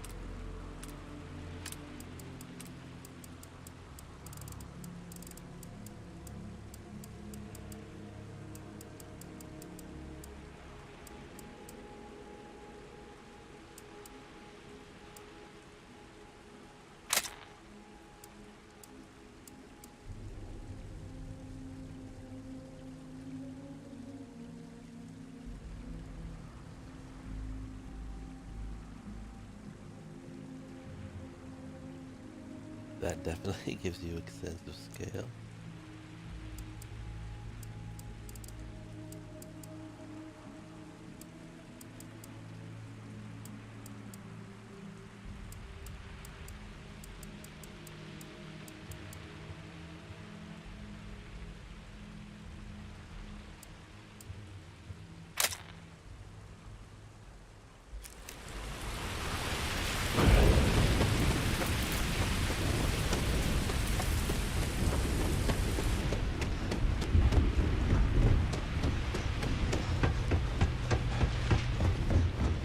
Tracker's gone quiet.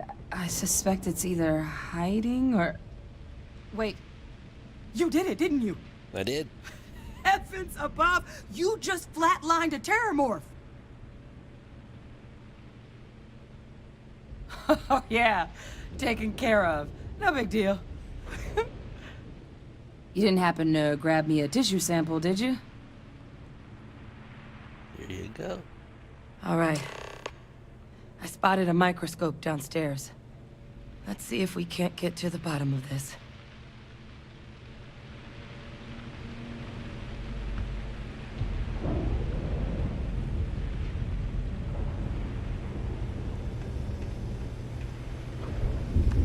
Go.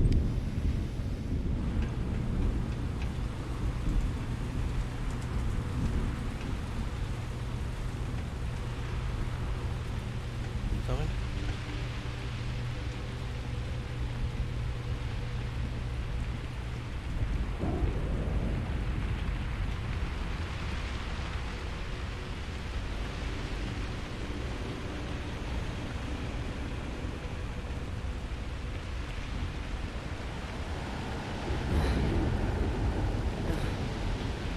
Older model. See what you can do. Running basic diagnostics? Nothing. Maybe a flag scan? No. Spectrograph. Damn. This equipment, it's not set up to do a proper analysis of our sample. But this terramorph being here, of all places, it doesn't make sense. Humanity's spread plenty of creatures in our travels across the stars. Pets, livestock, pests. But terramorphs? They're different. To our knowledge, no one's ever spread them intentionally. Yet somehow, they follow us. So when humans settle a world, 70 to 100 years later, terramorphs tend to just appear. No one knows how or why. Dangerous, but at least predictable. Talseti, though, it's too young to have a native population. It's only been colonized 20 years?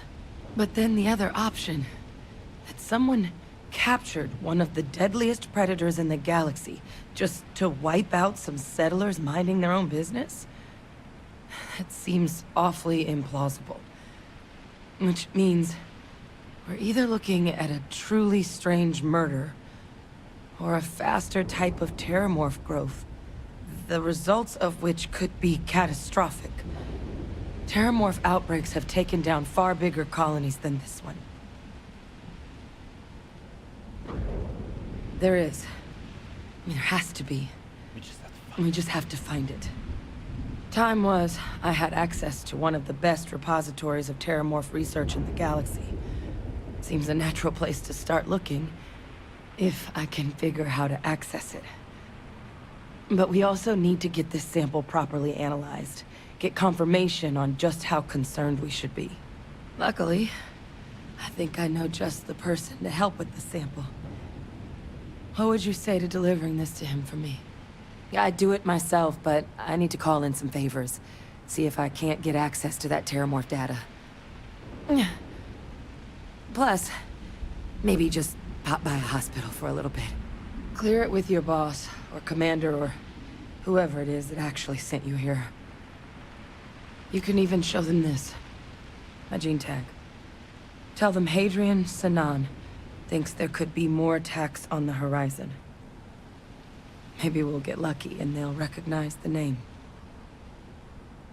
Oh, you don't understand what a weight off my shoulders that is. I need Dr. Percival Walker to put together a sample analysis for this thing. Full workup. He'll know what that means. All right. I'm not sure exactly where to find him, Wonderful. but last I heard he was contracting with the Trade Authority on Mars.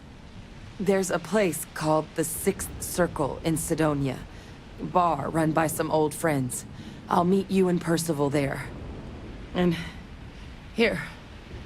It's not a lot, but you've definitely earned it. Should cover the cost of fuel to Mars at least. Now please, go do what you have to do to get that sample in the right hands. We need to know what we're dealing with here.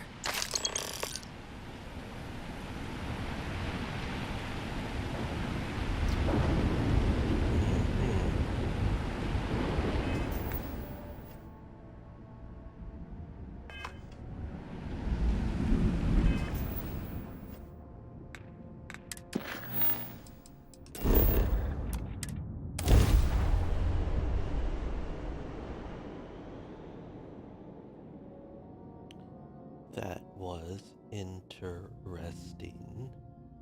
Love the huge. While we're terramorphs. here, it wouldn't hurt if we checked in at the lodge. Love huge terramorphs.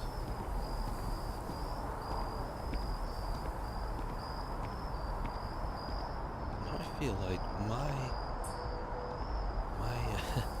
my settings are just not bright enough on some of the camera. I think it needs to come up. There we go. Maybe like that.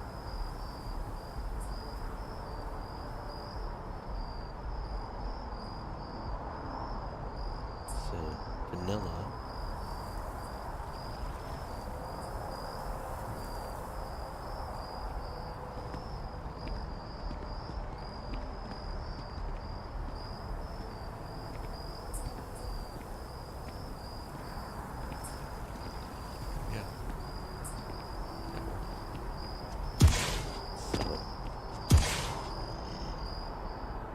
What?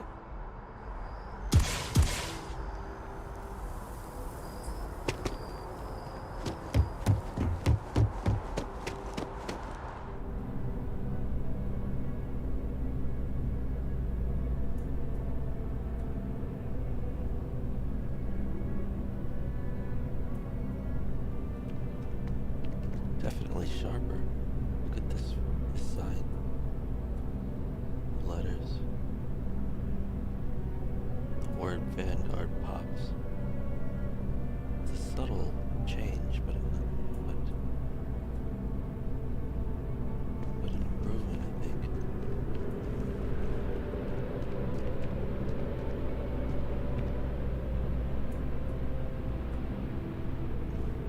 Look who's back. All set with that probationary mission? We can do your debrief and formally welcome you into the Vanguard whenever you're ready. Okay. A terror? What? How did you walk away with the terramorph tissue sample running comms repairs? What happened to the settlers? Things didn't go.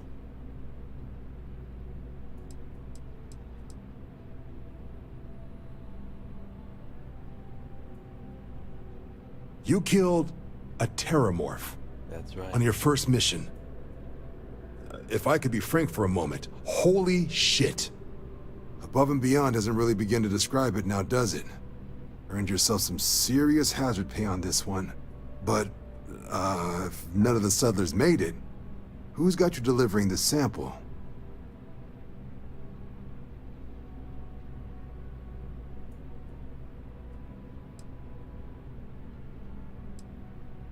A researcher. Let me see that. Sanan. I know that name. Let me check the database. Huh. A lot of this data's been classified. Here we go. Service record. Wow. That's a lot of commendations. Seems like she served with distinction as co-head of a UC Xenoweapons division. Faced tribunal at the end of the Colony War, and was dismissed from duty. Guess that's why I'd heard the name before. If she's former Xeno warfare, though, well, we can at least be sure she knows her aliens.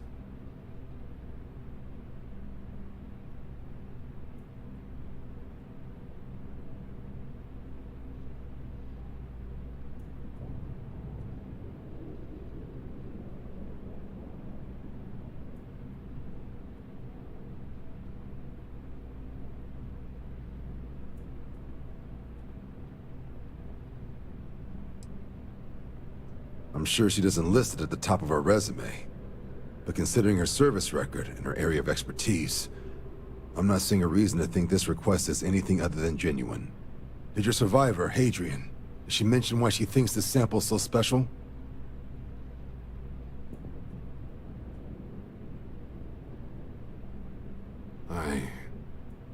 I see. This has been one of the more surprising debriefs I've ever been a part of. I did actually have another mission lined up for you, supporting UC system defense against the Crimson Fleet. But now I guess you have two options on how to proceed. Head to the UC Vigilance and help out SysDef, or deliver that sample. I'll make sure you've got the proper clearances for either path. Consider these your first official orders. And here, so everyone knows you're working with the Vanguard. Welcome to the Navy, Captain. Nice. Vanguard's also got some custom ship modifications. You'll be cleared for access to them next time you're down at the spaceport. Nice. Talk to ship services. Will do. Now, if there wasn't anything else, I suggest you move out.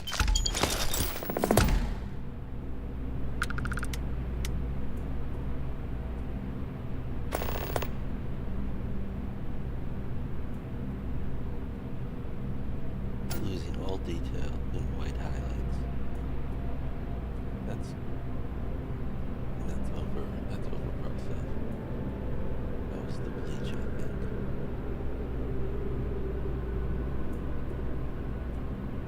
Okay. Let's do it. Yeah, that's better.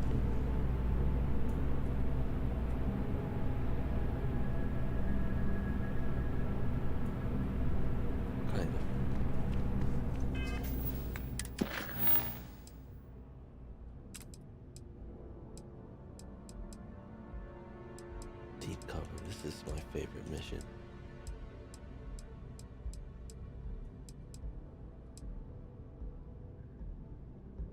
Alright, I'm gonna save it here and check out.